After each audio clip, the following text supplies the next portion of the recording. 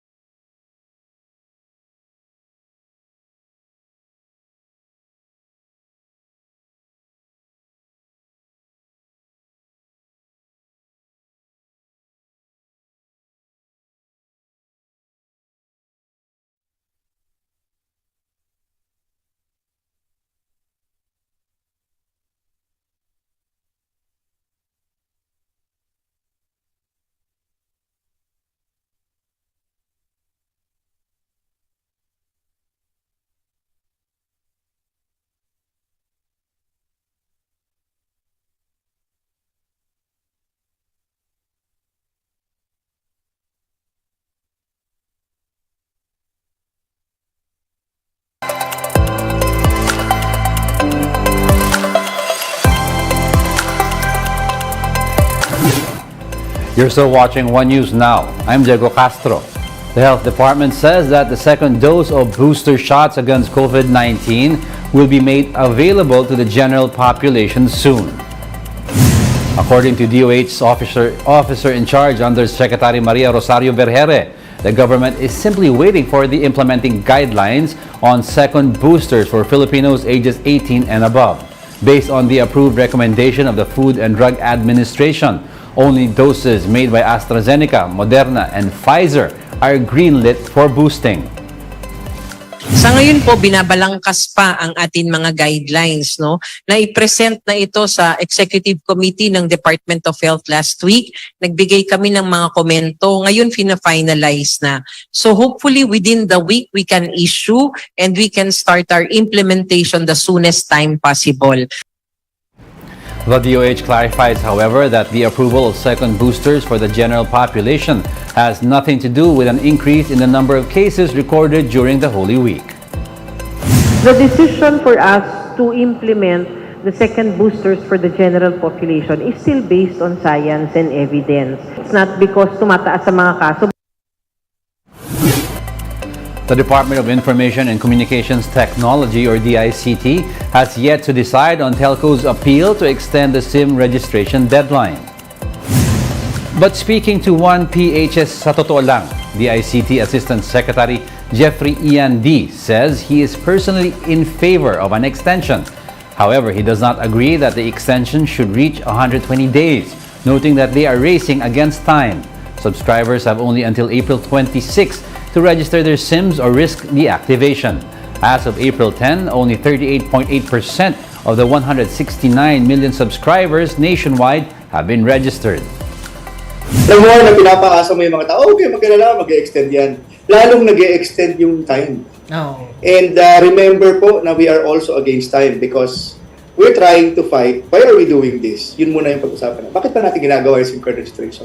Kasi we're trying to fight cybercrime. Specifically phishing and scamming. And the more we prolong this registration period, the more they can attack. And those are the top stories of the hour. Join us again at 9:45 a.m. as we continue to monitor the day's biggest stories. I'm Diego Castro. We are One News, all sides, all the time.